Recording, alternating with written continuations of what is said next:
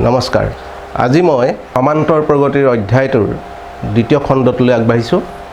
আজি আমি আলোচনা কৰিম এটা সমান্তৰ প্ৰগতিৰ এনটম পদটো কেনেধৰণে নিৰ্ণয় কৰা হয় তাৰ সূত্ৰটো কি আৰু লগতে অনুশীলনী 5.2 দুটামান প্ৰশ্ন সমাধান কৰিম এতিয়া প্ৰথমতে মই এটা সমান্তৰ প্ৰগতিৰ উদাহৰণ হিচাপে লওঁ ধৰা হ'ল এটা সমান্তৰ প্ৰগতি 2 7 12 17 এনেকৈ গৈছে ইয়াৰ প্ৰথম পদ হৈছে 2 যাক আমি এৰে বুজাইছোঁ দ্বিতীয় পদ 7 এটোৰে বুজাইছোঁ তৃতীয় পদ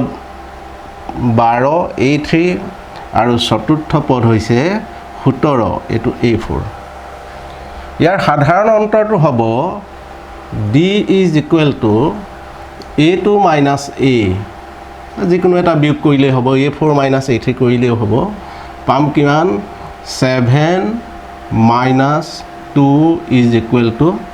5 সাধাৰণ অন্তৰ 5 এতিয়া মই যদি সমান্তৰ প্ৰগতিটো লিখো তেতিয়া পাম এই সমান্তৰ প্ৰগতিটোৰ প্ৰথম পদ হৈছে 2 আৰু দ্বিতীয় পদ a2 = আমি লিখিব পাৰো 2 + 5 = a + d সেইদৰে তৃতীয় পদ a3 = লিখিব পাৰো যেহেতু তৃতীয় পদ হৈছিল 12 গতিকে 2 + 5 + 5 লিখিলো এটো হ'ব তেতিয়া হলে a + d + d অৰ্থাৎ a + twice d চতুৰ্থ পদটো যেহেতু 17 ইয়াক মই লিখিব পাৰিম 2 + 5 + 5 + 5 সমান a + d + d + d সমান a + thrice d যেতিয়া চতুৰ্থ পদ a4 উলিয়াও তেতিয়া ইয়াত কি হয় এটো d কেইবাৰ পূৰণ হয় 3 বাৰ পূৰণ হয় তেতিয়া হলে এটো যদি an হলহেতেন an nতম পদ হলহেতেন তেতিয়া হলে আমি কি বুলি লিখিব পাৰিলো হেতেন ইয়াক a প্লাস ইয়াত যেতিয়া 4 হৈছিল এটো কি হৈছিল 3 গতিকে ইয়াক মই সজাই দিও এটো এনেকৈ লিখিব পাৰি a + 4 - 1 * d তেতিয়া হলে ইয়াত কি হ'ব এটো যেহেতু 4 ঠাইত n আছে এখিনিত কি হ'ব n - 1 * d n - 1 * d এটা সমান্তৰ প্ৰগতিৰ nতম পদ নিৰ্ণয় কৰিবৰ কাৰণে আমি এই সূত্ৰটো ব্যৱহাৰ কৰিম সূত্ৰটো সাব্যস্ত কৰিবৰ কাৰণে আমি এনেকৈ ল'ব পাৰো a2 - a = d আকৌ a3 - a2 = d হয় a4 - a3 সমানো কি হ'ব d হ'ব এতিয়া ধৰি ললো মই চতুৰ্থ পদটো উলিয়াব লাগে চতুৰ্থ পদটো এতিয়া মই যোগ কৰি দিলো 1 + 2 + 3 কৰি দিলে কি পাম যোগ কৰি দিলে a2 - a বাওঁফালবোৰ যোগ কৰিছো প্ৰথমতে plus a3 - a2 plus a4 - a3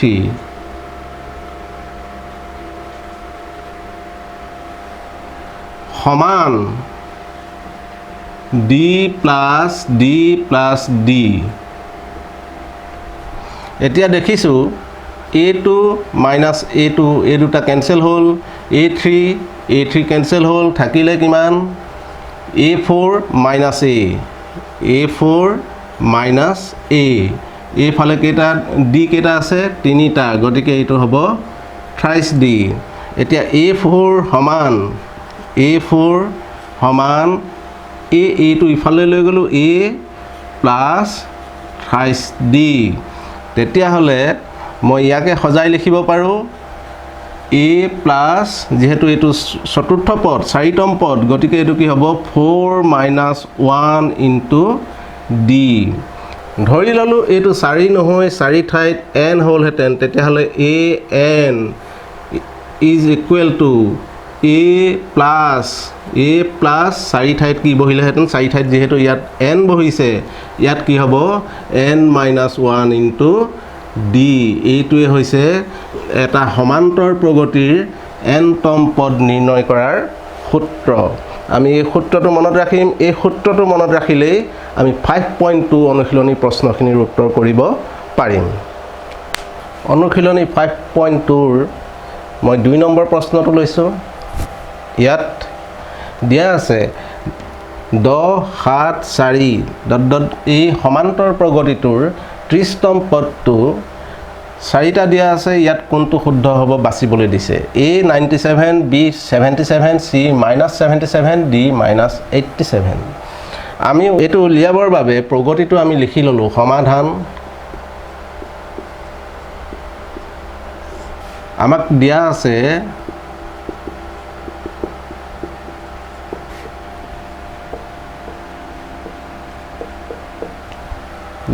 AP2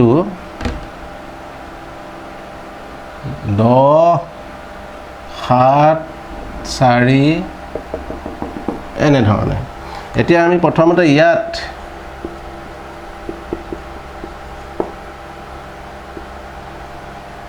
a is equal to 10 প্ৰথম পদ 10 তাৰ পৰা নিৰ্ণয় কৰিম d is equal to 7 minus 10 সমান -3 n is equal to 30 উলিয়াব লাগে a 30 is equal to কিমান আমি জানো যে an is equal to a plus n minus 1 into d এতিয়া যেহেতু a 30 উলিয়াব লাগে a plus 30 minus 1 into d এতিয়া মানবোৰ বহুৱাই দিওঁ a মান হৈছে 10 যোগ 29 into d মান হৈছে -3 10 plus A minus A minus is equal to -77 এইটো শুদ্ধ উত্তৰ আমাৰ হ'ব C ইয়াৰ অপচনটো C টো সত্য হ'ব এবাৰ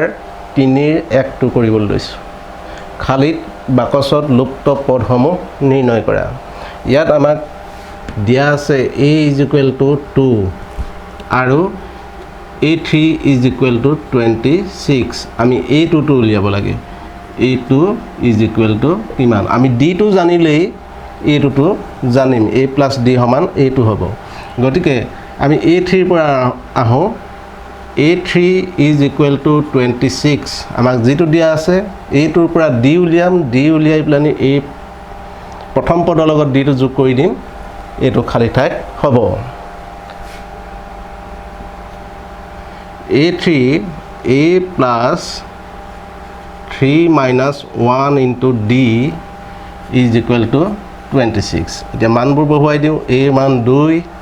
plus 2d is equal to 26 এতিয়া twice d এফালে ৰাখিলো সমাধান কৰি দিলো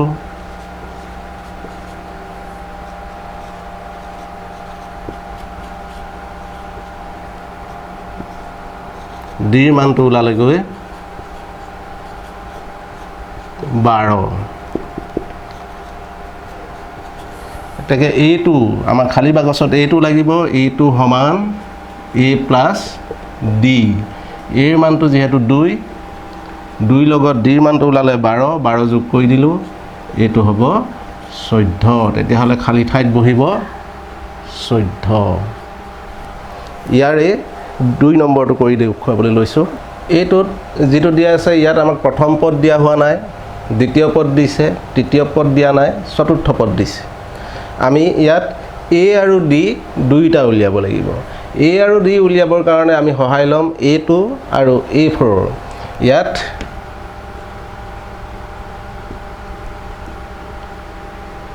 a2 is equal to 13 আৰু A4 ইজ ইকুৱেল টু 3 তেতিয়াহ'লে এইটোতো আমি লিখিব পাৰোঁ A plus D is equal to 13 A4টো লিখিব পাৰিম A plus 4 minus 1 into D অৰ্থাৎ 28D ইজ ইকুৱেল টু 3 এইটো 1 নম্বৰ এইটো 2 নম্বৰ এতিয়া 1ৰ পৰা যদি 2 বিয়োগ কৰি দিওঁ 1 বিয়োগ 2 কৰাত A plus D is equal to 13 A plus 28D is equal to 3 যেহেতু বিয়োগ কৰিছোঁ এই দুটা কি হৈ যাব কেনসেল হৈ যাব এইটো প্লাস আছে এইটো মাইনাস ধৰিব লাগিব বেলেগ চিহ্ন বিয়োগ কৰিম বিয়োগ কৰিলে পাম এইটো minus twice d is equal to 10 তেতিয়া d মান ওলালে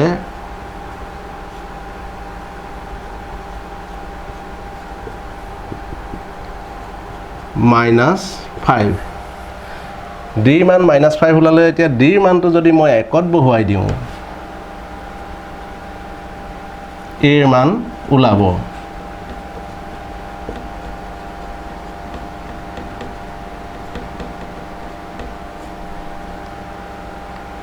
A plus D মানটো -5 is equal to 13 A is equal to 13 A -5 to এফালে লৈ গলো plus 5 therefore A is equal to হ'ব 18 তেতিয়া হলে এটা উত্তৰ হ'ব 18 গতিকে এইখিনিত প্ৰথম পদত 18 বহিলে তারপর A3 টো হবো A3 সমান A2 প্লাস D A2 মানটো আছে 13 বিয়োগ 5 যেহেতু D মানটো আমি পালো -5 গতিকে এইটো হবো 8 এইটো এইখিনিত বহিব 8 এই দুটাই হবো আমাৰ উত্তৰ